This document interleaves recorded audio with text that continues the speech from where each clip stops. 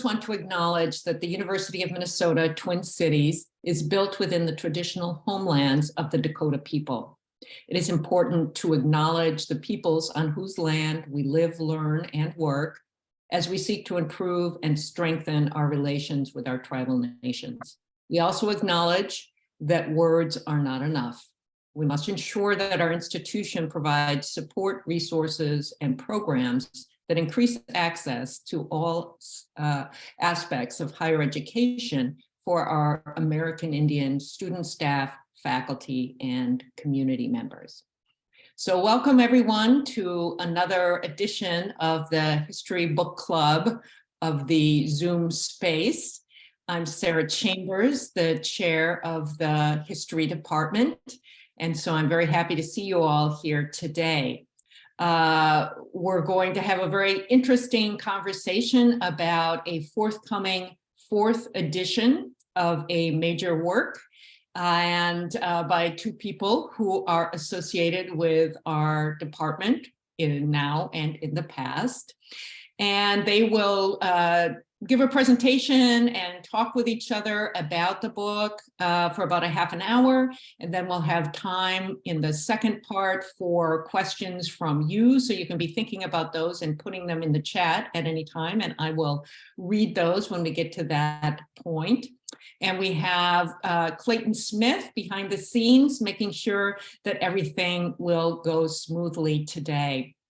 So it is a great pleasure to welcome our two authors of the book Sexuality in Medieval Europe, Doing Unto Others, published by Routledge, and the 4th edition being not quite yet out, but soon to be out. And to welcome back one of those authors, Ruth Mazo Karras, who was our colleague here in the History Department for many years, during which time she served as DGS chair, director of the Center for Medieval Studies, and co-editor of Gender and History. I worked with her when she held a lot of those positions, so it's really a pleasure to have her back. She's now Lecky Professor of History at Trinity College Dublin and is joining us from across the Atlantic. Her co-author for this edition is one of our own PhD students, Katherine Pierpont, who is currently finishing her dissertation on medieval sex work. So it's wonderful to have Katherine on the line with us as well. And I'm really looking forward to what the two of you have to say about this new edition of your book. So I will turn it over to Katherine and Ruth. Thanks, Sarah. And I would especially like to, welcome to all of you, but especially welcome to those of you at the U who I haven't seen in 5 years. And thank you for welcoming me back for this. So I thought I would start by saying something about why the original book was written. And now where did... Okay, well, I was just about to share my screen and my slides have disappeared. Let me try this again.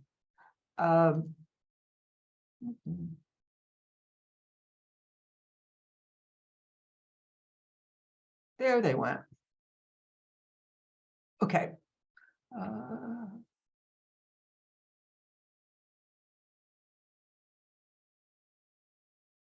So again, this Clayton just showed you the book cover, but this was not the first book cover for this book because it has appeared in 3 previous editions, as well as you see on the left, that's the German translation. It's also in Polish and Russian, which I don't have photos of the cover.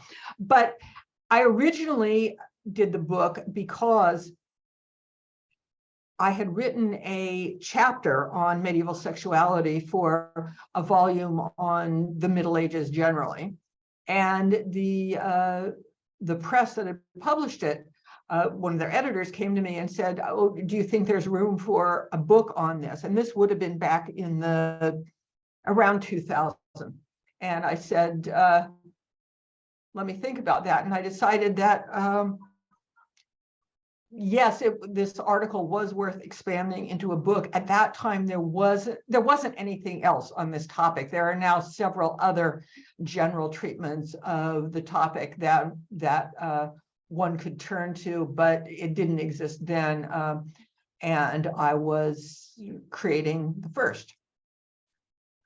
Katie? Yeah, so I was going to talk a little bit about my first exposure to the book, and in dating myself, I will say that it's the second edition that I encountered in a class on sexuality and gender in medieval Europe, and it it was a little bit mind blowing when I first read this book, and it's ultimately also from the class that made me become a medievalist. So, um, yeah, so when I was first dealing with the book, I was thinking about it from an undergrad perspective. I was thinking about it as sort of a source, a holy grail of knowledge for um, figuring out what I needed to figure out and writing my final paper, which I want to be clear is very different from my dissertation, but actually was the final paper for that class is also sort of at the core of what the dissertation has become. So I would say that before working on this edition of the book, it loomed large in my life anyway. And I don't know whether Katherine even remembers this, but when she was an undergraduate, she wrote me an email. I do remember this. Saying, here is, I don't think it was about this book, I think it was a different book, but you had interpreted this thing this way, and could it possibly have been this other thing instead? And it was something that I'd never thought of. And I was like, wow, here's this undergraduate suggesting to me this idea about my work that I've never thought of. And when she subsequently applied to do her PhD at Minnesota, I didn't make the connection. I didn't remember that this was the same person who had written me that email. So little did I know. Anyway, at some years ago, 5 years ago, maybe, at a conference, I met with the editor again, and she said, okay, time for a fourth edition. And I said, I've done 3 editions. I'm getting kind of tired of this book. Are you sure you still need another one? And she said, yes, we want to continue doing editions into the foreseeable future. And I said, well, I don't want to continue doing editions into the foreseeable future. And she said, well, why don't you recruit a co-author for the new edition, and then they can take over the subsequent editions, after your co-authors for this one. And so one person immediately sprung to my mind, and it was Katherine, but I didn't ask her for about a year. And I was trying to think of who else it could be, because she, at that point, had just started the research on her dissertation. And I thought, well, you can't ask a person at that stage in their career to co-author a book, because they need to spend their time working on their dissertation. But the more I thought about it, the more I realized that she really was the right person. I mean, I've had a number of excellent PhD students at Minnesota, and I mean, at Trinity also, but this was, I think this is right about the time I left the U, that I needed to find somebody. And so I had a number of very good PhD students, but Katherine was really the only one who worked right on the topic of history of sexuality. And I've had a number of successful authorial and editorial collaborations, and I knew that there were a number of things that were necessary, and that Katherine had them.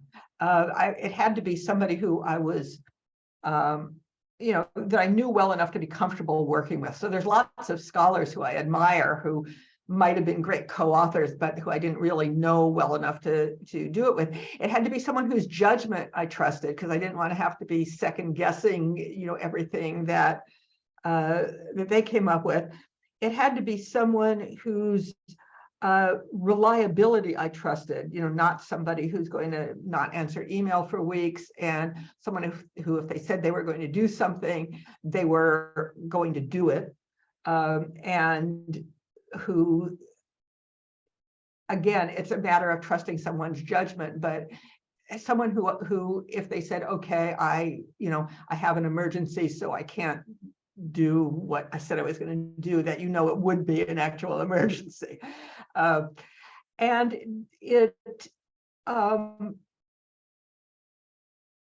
had to be someone who was good at synthesizing a lot of things, which is one of Katherine's intellectual strengths. And she's also a very good writer. And I have to say that in the revision of the second and the third edition, it was more along the lines of, let's put more material in here and let's put more material in there. And it had gotten a little bit clunky, and it needed a good rewrite. So I needed somebody who would be good at that, and it needed to be someone who was able and willing to take on the weight of not being a research assistant, but actually being a co-author. And after about a year, I concluded that there really wasn't anybody else that I trusted to fill all those roles, and that it had to be Katherine. And by this time, Katherine had a co-supervisor. So I said, okay, I'm going to ask you to do this, but then I'm not going to be your advisor and advise you whether or not to do it. Go talk to Kay Ryerson, the other supervisor. Go talk to her about whether this would be a good thing for you to do at this point in your career. So, Katherine, your turn again. Yeah. Well, first I want to say that Kay who is on the call, was pretty immediately and enthusiastically like, yes, you should do this. This is a good idea.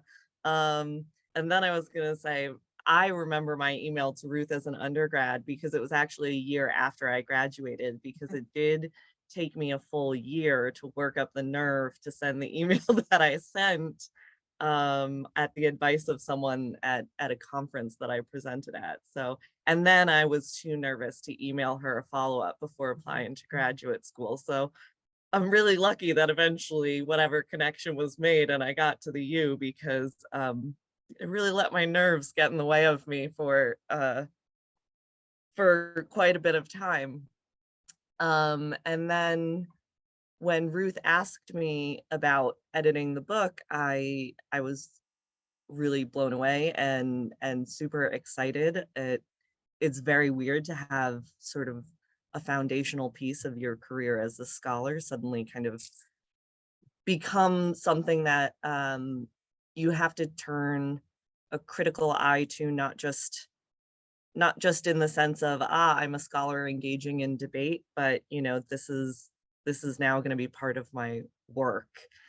And the challenges of sort of becoming a co-author as opposed to being an editor, I've been thinking about how to put into words that difference. And I think it actually comes down to, as a co-author, you're specifically doing the things that a good editor would not do. I think a good editor is sort of trying not to futz with the writing, the foundational voice and writing of the piece, and they're trying not to futz with the intellectual ideas. And they're sort of right in the middle, trying to make it accessible and readable and maybe point different things out. But to work on the book, which at this point had gone through 3 editions, I really had to do the first thing, which was make sure that I was comfortable, espousing specific ideas, because Ruth and I don't agree on everything about medieval sexuality, which I think is really fruitful to have both in an advisor and a co-author. And so some of it was me going through and really analyzing, if I'm saying that this is my work, like I need to think about the intellectual claims that the book is making, and the overarching ones, which we'll talk about a little, I do agree with. Um, but like I said, there are various things that we sort of had to grapple with in the writing process.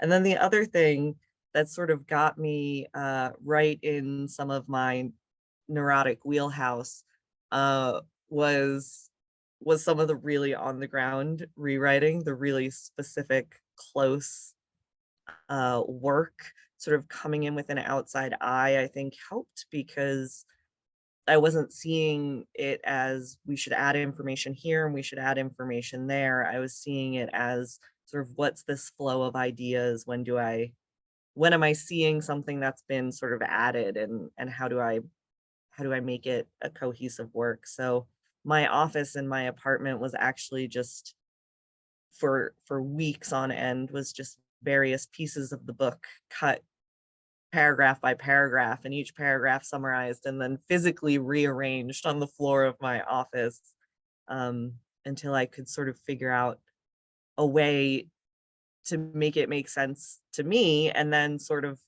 to pass it off to Ruth and see if the way that I had made it made sense to me also still made sense to her. But yeah, I think that it's so radically different from writing your own piece, which I maybe wasn't expecting, and so radically different from editing. And then within the process, you're sort of doing these very two different things. You're sort of very you're sort of up in the intellectual heights, thinking about the big claims and ideas, especially about a whole field of scholarship as well, right? Like, my dissertation isn't sexuality of medieval Europe. It's a very specific subset. So you're dealing with these sort of big claims, and then the sort of very on the ground minutia of me being like, I don't know that as an undergrad I would understand the difference between the bourgeois and the aristocracy, and maybe we should say, townspeople versus rural elite or whatever. So yeah, uh, that was kind of, I think, the biggest things, was sort of, if editors are in the middle ground, co-authors are up top and right on the bottom level as well, if that makes sense. One other thing that I sort of didn't mention in kind of who would be the ideal co-author for this is sort of the generational thing. And I mean, in some ways, Katherine and I are from the same demographic, and I thought a lot about, should I try and find a queer man to be the co-author, but at the way in which we are a different demographic is age, and the it's not just Katherine has been a student more recently than I, but that's not really it. It's sort of, particularly when you're dealing with a topic like sexuality, the basic knowledge and the basic approaches that somebody brings to it, I think, are very generationally determined. And so that was one aspect of voice that I think was kind of important for us to work out. So this has all been how it came about in terms of process, but I wanted to say something about the major intellectual claims of the book. And one is the book is organized the first three editions were organized in around, I guess, a particular claim, which is that sexuality was not the same thing for men and for women. And I remember in the book that I wrote back in the mid-90s, Common Women, Prostitution and Sexuality in Medieval England, one reviewer said, as a criticism, that I was only talking about, the way women were punished for prostitution, but not for, I wasn't saying anything about the men who, you know, were their customers were punished. And well, yeah, because they weren't. And the given sex acts were not considered the same thing depending on who was doing them. And that's where the subtitle of the book, Doing Unto Others, comes from. I wanted that to be the main title, but Routledge said, no, the main title had to be something that was search engine optimized. But so the book is organized not around different kinds of acts, but different kinds of people. So there's a chapter on chastity and a chapter on marriage, and we'll talk in a little while about how those are, in fact, different kinds of people in the medieval conception. And then a chapter on men outside of marriage and a chapter on women outside of marriage. And some of the same topics were discussed in several different chapters, but from a different point of view. Rape in particular is a topic that comes up in the book, which, you know, in many histories is just under crime or you know, illegal sexual activity. But I thought it was important to, it's not one thing. I mean, it's different if you are the man or the woman involved. So that that's an organizing principle of the book, but it's also like a fundamental argument that runs throughout is that sex and sexuality in the Middle Ages really depended a great deal on who you were and not just on what you did. Yeah, I will also say that going back to some of the first encounter, I have always just been very tickled by the subtitle of this book. I've always thought it was quite fun and clever. And the organization, it was early on in our conversations, we had to decide if, you know, this fundamental chapter breakdown was something that I wanted to keep. And this is one of those moments where as much as there are things that Ruth and I don't always agree on, it's maybe a moment where I show quite how much Ruth as a scholar has influenced me in my thinking about a lot of these things, because if the argument of this book is that your experience of sexuality is sort of in conversation and different based on your gender, in many ways the argument of my dissertation is that based on the type of sex you're engaging in, that also affects your gender. So in a lot of ways, my dissertation sort of flips the relationship, but it is a relationship that I think is really important. And so for me, there was never really any question about keeping that organization and that fundamental argument that sexuality, and I think to this day, be for a lot of cultural reasons, is experienced differently based on your gender, but in particular how sexuality was defined and what categorized sexuality in the Middle Ages was different in that it wasn't focused on object choice the way that we think of that now. I also really liked, and this is a thing that has come up with other recent very good books on medieval sexuality, that it avoids a particular troubling rhetorical turn in our conversations about historical sexuality, where we can't help but other non-heteronormative relationships because we sort of separate them out that way. And so we say, this is deviant. So this is the chapter on same-sex relationships, or this is a chapter on sex work, or this, because it takes as the baseline what we take as our baseline, or it takes as a baseline that there is a normative way of engaging in sex, and anything that isn't that sort of needs to be categorized in its own chapter.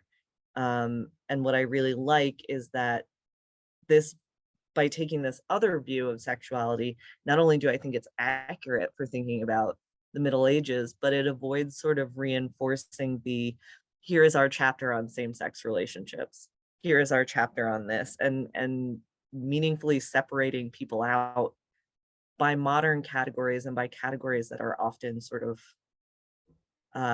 used as systems of oppression. So for me, I always felt like we should keep the organization of the book, and that's both a thing that is clearly reflected in some of the ways that I go about my own work, but is also, I think, very meaningful, especially when you're considering an audience of undergraduates, who are by and large the people who are going to be using this book the most. And when you think about how you are presenting categories to them, and what those categories are. So Ruth, do you want to talk a little bit about some of those categories? Yeah, I mean, if medieval people were dividing up those around them in terms of sexuality,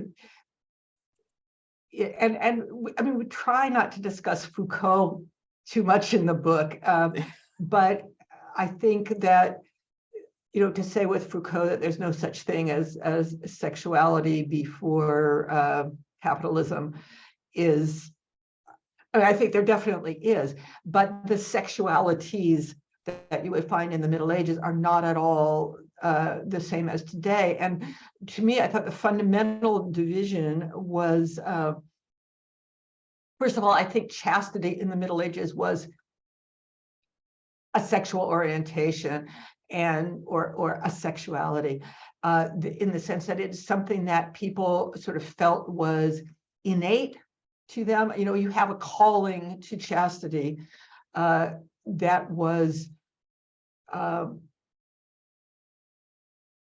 part of your very identity and soul, and not that everyone who chose chastity as a path had that calling, but it's definitely there. And the way people talk about it is very much the way people today would describe sexual identities. And, I'm writing this 20 years ago, and if I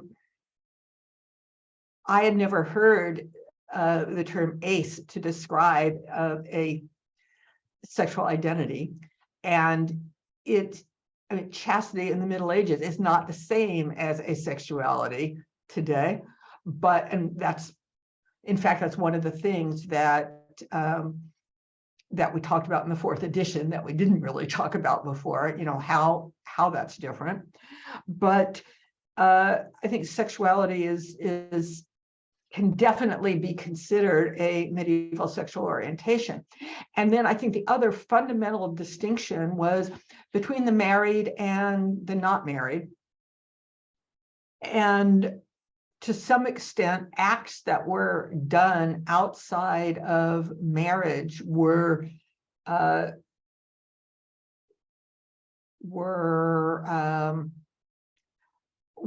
illicit in a way. So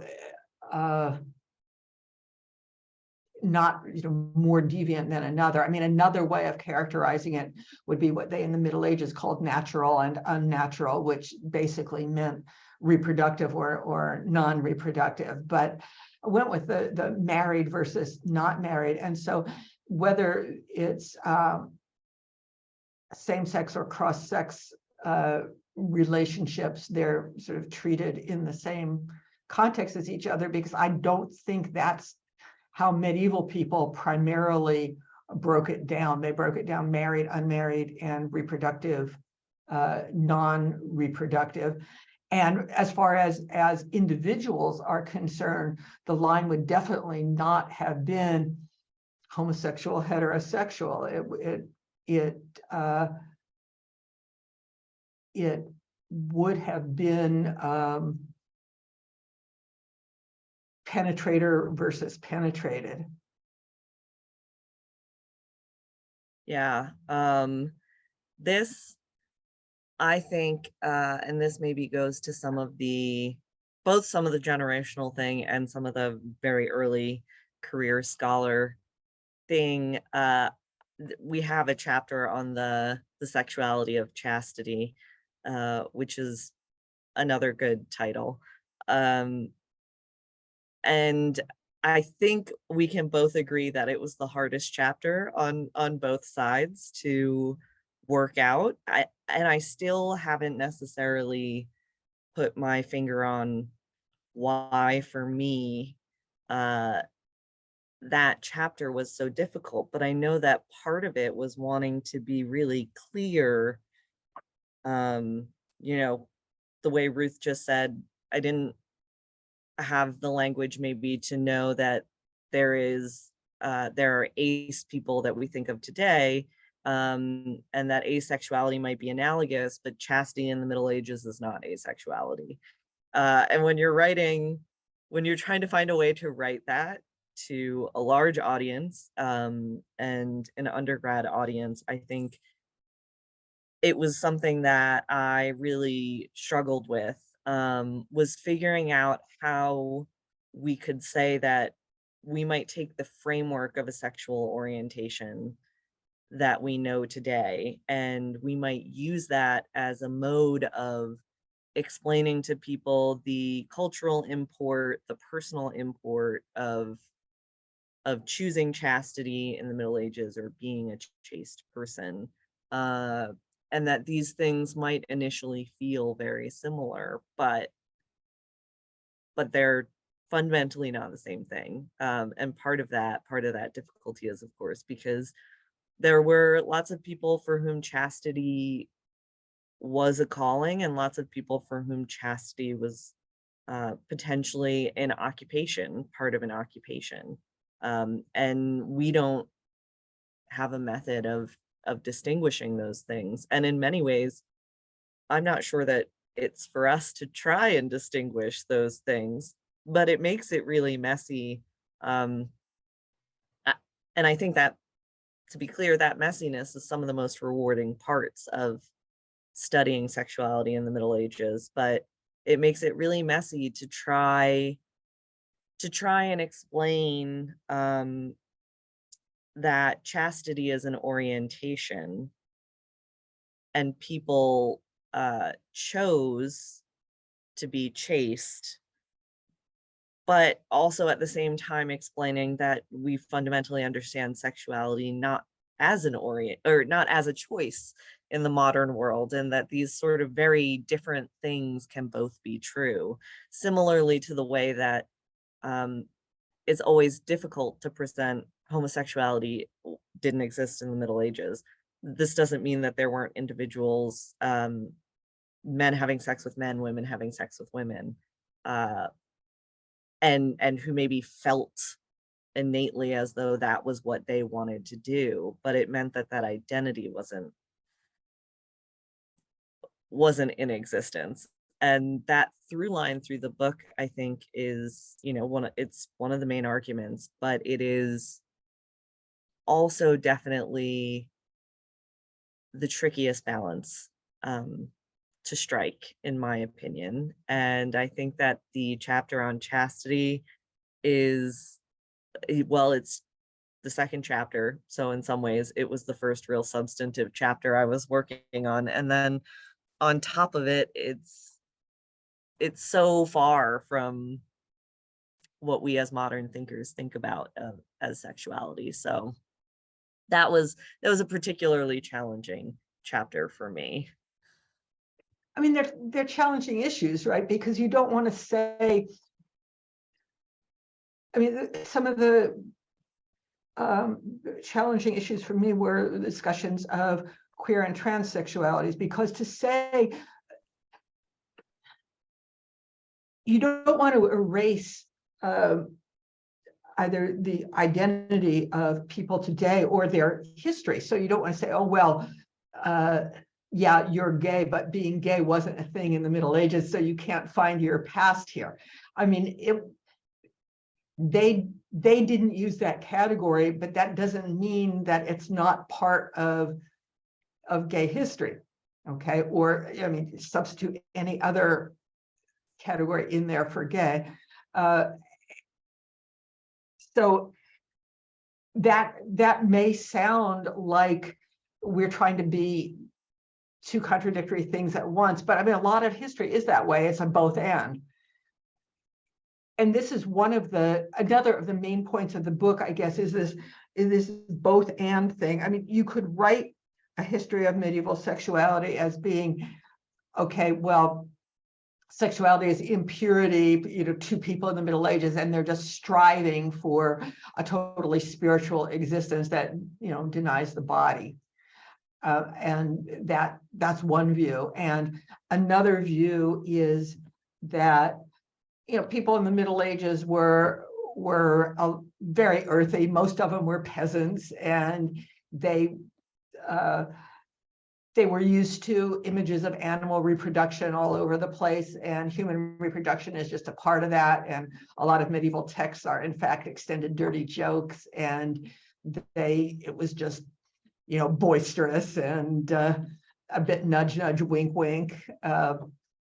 And you can also take the idea that sex in the Middle Ages is about oppression. It's about the trafficking, mainly of women, but also of men. It's about sexual violence.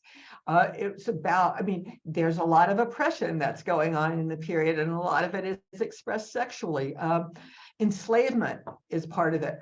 And I think the point at which I actually wrote about this in the introduction of the book, I think that came in the third edition. And the thing that made me think about it more, it was on everyone's mind because of Game of Thrones, which of course is not set in medieval Europe. It's set in a fictional, fantasy land somewhere, but one that is made to resemble medieval Europe in a number of ways, but in which the sexual violence is really explicit. But anyway, all those three things, the sort of beautiful vision of purity and the sort of earthy vision and the violent and oppressive vision, those are all right. Those things are all going on as part of the Middle Ages. And this is, as historians, part of the task is to explain how these things can coexist, but I don't think it's that difficult to understand how they can coexist, because if you were going to try and describe, say, the US in the 2020s, you would have to have these various kinds of attitudes about sexuality that coexisted too, and sometimes they coexist within one person's head. Yeah. And I think the last thing that I will say on this both and front is it's sort of in a recursive way all repeats itself and goes back to itself, right? Because this is also that question of the tension between the faithfulness to the both andness of the past, a responsibility to the modern present, which is also a both and. You can't just decide, I'm going to make a really apolitical history book and I'm only going to talk about history, and you can't decide, actually I'm going to make a really political history book and I'm not going to worry about the rigor. You're trying to do both, and there's a lot of conflict and a lot of tension in that, and I think that that's a thing that, for me particularly, as we reached the conclusion of the book, was something to hit home as well, is to be very upfront about a lot of these tensions.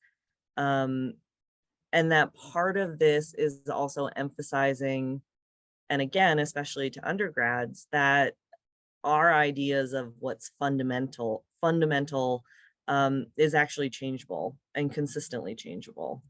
And, you know, the thing that's always been hasn't always been.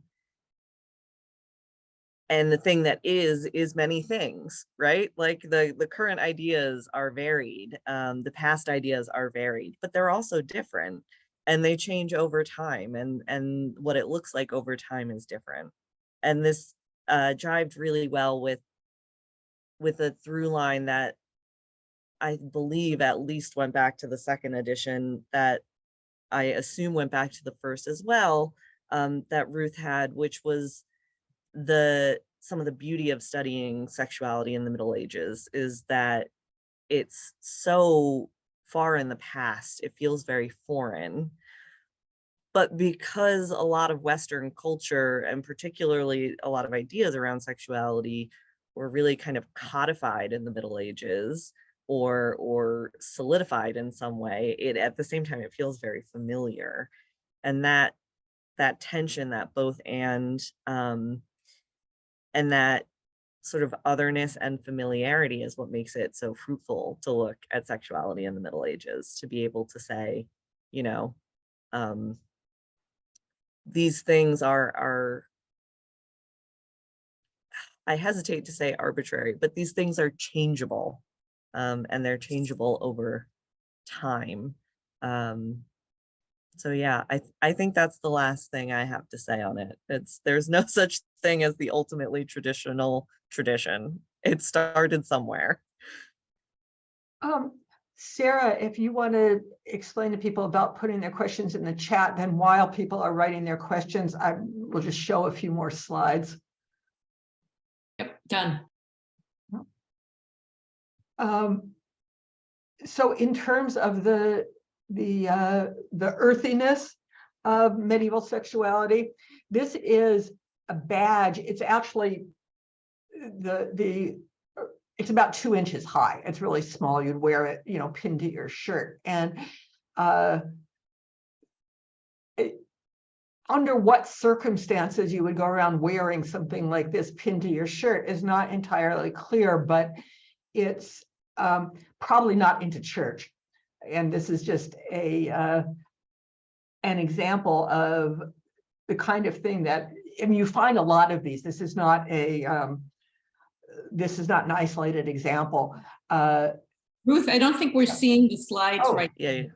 Oh, okay. Hold on. I can't wait for the reveal. Okay, Everyone's finally gonna see what she's talking about. Oh, sorry. Let me try again to share.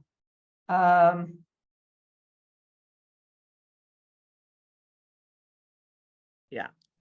Okay, well, that's the wrong one. There, sorry. So this is a 2-inch tall badge. That, you know, people, I mean, obviously there's humor to it. Somebody's wearing it as some kind of a joke, but the fact that it is something that somebody could wear tells you that this is not, you know, an entirely church-dominated society. This is from a legal text. And again, so this is an examination of a man for impotence. And the women are the sort of expert witnesses who are examining him to see if he is in fact impotent. I show this to you only to say that you're not going to find illustrations like this in a modern legal text. Okay, the language, this is in Latin. It's very technical legal text, but they can give you some quite striking illustrations along with it. This is from a prayer book. So it's a book of hours from the late 15th century, and this is Bathsheba in her bath and with King David peeking out the window at her. But people, you know, whoever whoever this book was made for was obviously a very wealthy person, but what is really the purpose of this? I mean, is it made for the purpose of prayer, or is it made in order to have a naked woman to look at? And finally, in terms of sexual violence, this is the rape of Ganymede by Jupiter. And this, what's interesting about this, I mean, this is not the, this is when Ganymede is carried away. So it's not actually showing a sexual act, but it's referring to what everybody would have understood as being a story about rape. And this is a capital from the cloister at a monastery. So this is the context in which this kind of story could be depicted. So these are some of the images, I think, that encapsulate the both-andness of the Middle Ages. And these are some of the illustrations that are in the book. There are more. You'll have to read the book to see. Just a little teaser for everyone. All right, so questions are starting to come into the chat. So Julie Schmidt-Bowen asked, do the sources reveal whether or the degree to which culture tried to shape individuals' sexual behavior versus individual sexual behavior shaped culture? Is this difference what helps reveal medieval gender differences? I mean, if I were to go with my knee-jerk response, I would say no. The sources don't, they don't reveal whether, which direction this seems to be going in, and it's probably both, right? Culture is affecting the way that individuals understand their sexual behavior, and individual sexual behavior is influencing culture. And part of the particular difficulty maybe of some of this in the Middle Ages as well is we really just don't have personal accounts. Not that that would necessarily give us a clearer answer, but it might give us a sense of what medieval people thought the direction of those things were. But we don't really, we don't really have that. Yeah, Ruth, I don't know. Yeah, I mean, I was going to say that if the sources that we have point to A, that culture is trying to shape individual sexual behavior, because we have all kinds of legal texts and the records of courts by which the church and also secular authorities tried to shape people's sexual behavior. And there aren't really documents that show the other side of it, but that doesn't mean that the other side of it isn't also going on at the same time. And we have the sort of classic question of when a court is legislating against something, does it mean that it's happening really often, or does it mean it's sort of aberrant and therefore it's an outlier? Is it very common and so they have to create the rule, or is it an outlier? As one example I would take, in 15th century Florence, they thought the city authorities thought that sodomy was a big problem. And they had a special court called the Office of the Knight, and they had anonymous accusation boxes so people could drop accusations in of what men were engaged in sodomy. And the city of Florence had a reputation throughout Europe as being a focus of sodomy. I'm using the term sodomy here because it's what they use. But so much so that a slang word that was used in Germany for sex between two men was Florenzen. So the question is it because homosexual behavior was more common in Florence that there's this big legal to-do about it? Or is it because for some reason, legislators there made a big thing out of it, that Florence gets this reputation in the rest of Europe for its practice? Well, the answer is probably some of both, but it's really hard to know. All right, thank you. Kay Ryerson asks, do topics like adultery come up in your book? The sexuality could differ, heterosexual, homosexual, as sex outside of marriage. I have just been teaching the adultery of Philip IV's daughters-in-law and the issues surrounding Edward II. I mean, adultery is one of the topics that comes up both in the chapter on women outside of marriage and in the chapter on men outside of marriage, because adultery is not the same offense depending on whether men or women are committing it. And the adultery of Philip IV's daughters-in-law is like the most famous case during the Middle Ages and may have been, I mean, the adultery may have never happened. It could have been just, trumped up as a political thing to get these women either to discredit their husbands or to enable their husbands to get rid of them.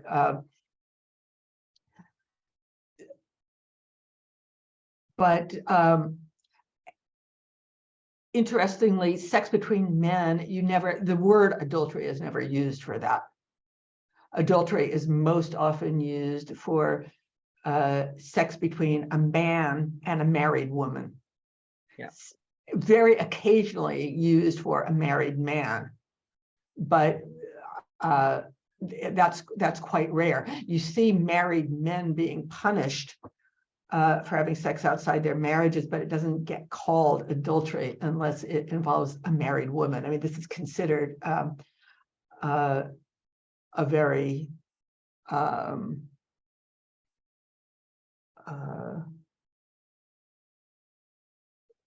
feminine crime.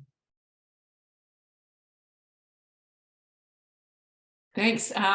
Paulette Meyer asks, do you discuss biological bases to sexuality relating to hormonal inheritance, genetics, origins of asexuality, for example?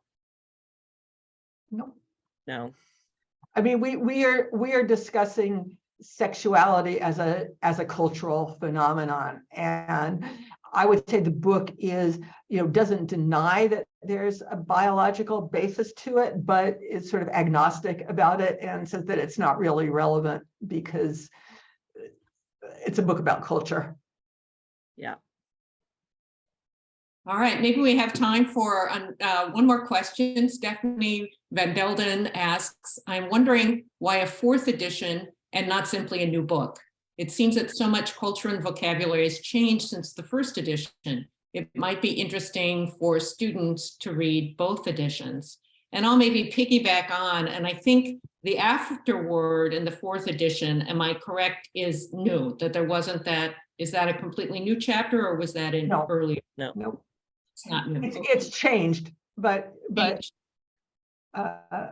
not new. Okay. I would say, as the author coming in, but it's a good book.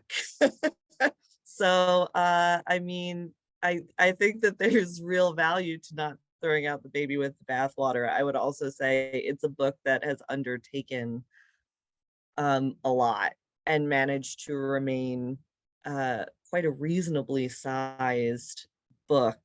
And I think that as much as the 4th edition was a lot of work, it has gone through changes in the previous editions. So it's kind of been updated as the years go on. So I think actually a new book would have been a massive, massive undertaking, in a way that the 4th edition, I think serves very well. I will admit to being biased towards the book in its current and previous editions.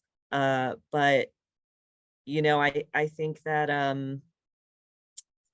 when you have the foundation of a structure, a through line of arguments, and some really solid examples of a variety of things that people have come to agree on over the years, I mean, that legwork is half the battle. I guess would be my statement. I don't know that I would be ready to undertake a book on the history of medieval sexuality without, you know, a starting point for sure.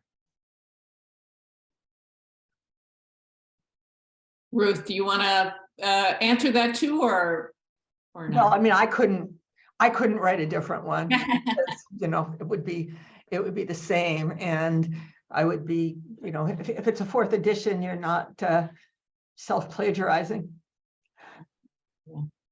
Well, I think we're running out of time for questions. I'll maybe read out a couple, and those of you who are available, once we officially end the book club and turn off the recording, if you want to hang around, we may be able to get to some more Q&A. Julie Schmidt-Bowen asked if there are any examples of women being empowered in their sexuality, or did this notion not yet exist? And Raquel, I'm sorry, I'm going to mispronounce your last. Otegi, thank you. I'm wondering about the connections between notions of body-mind or body-soul dichotomies and sexuality in the medieval period. Is sex about the body and religion is about the soul, or are these things more woven together and connected in this period? So we'll throw those out there to be kind of thinking about. And those of you who can stay on can have a little bit more discussion, as well as some informal greetings. And those of you who can't, when the book is out, and do we know when that release date is? It's April, like it's up for pre-order. It comes out, I think, in the first half of April. Okay, so later this spring, you can get your copy and see if you can find the answer to the question in there. So for now, a big thank you to Katherine and Ruth for sharing this book and this sort of advance notice about the book with us in the book club. Thank to all of you who have zoomed in. Great audience today and the questions. The event has been recorded, and if you're registered, you'll get a link to the recording in your email. February is a short month, and as we were trying to schedule our next book club, it will be on March 1st, the Wednesday, back in the evening time, 6 p.m. Central.